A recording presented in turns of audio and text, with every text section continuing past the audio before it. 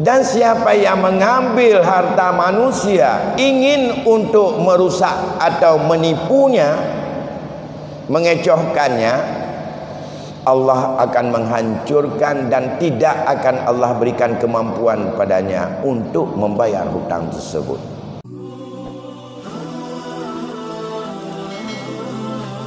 Dalam fikah benar-benar nak lihat hukum hutang. Hukum yang pertama, bila tidak orang ganyankan mudarat dan tertipu menurut dan katanya orangnya hana rencana untuk bayar hutangnya, nyan haram hutang orangnya. Kata apa?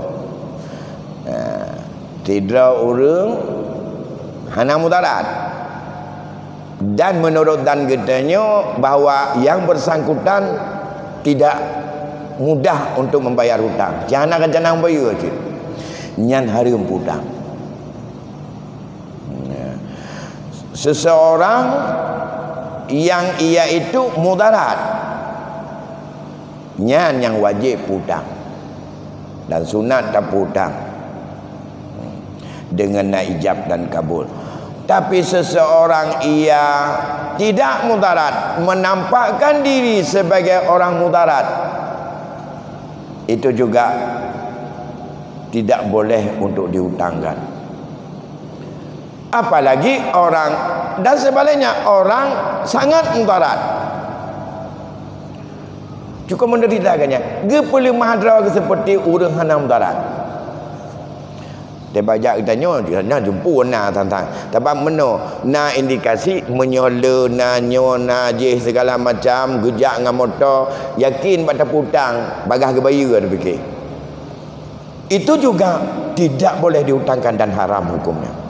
Bahkan dua-dua itu tadlis, dua-dua itu penipuan, dua-dua itu adalah untuk tidak ada kejujuran.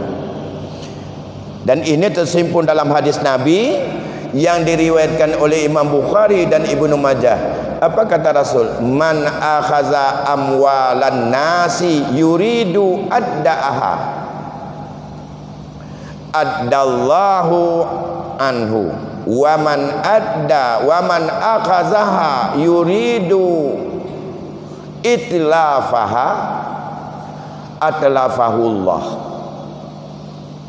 Si barang siapa yang mengambil harta manusia, tentu jalan berhutang, ia ingin untuk menunaikan hutang itu, Allah berjanji Allah akan memberi cara untuk ia akan mampu menunaikan hutang tersebut. Dan siapa yang mengambil harta manusia ingin untuk merusak atau menipunya, mengecohkannya, Allah akan menghancurkan dan tidak akan Allah berikan kemampuan padanya untuk membayar hutang tersebut. Seseorang berhutang, dalam niatnya berhutang tidak ada keinginan untuk bayar, dengan bermacam cara, dengan bermacam dalih, dengan bermacam alasan, tidak ada keinginan untuk bayar, Allah akan membinasakannya dan ia tidak akan mampu membayar hutang itu.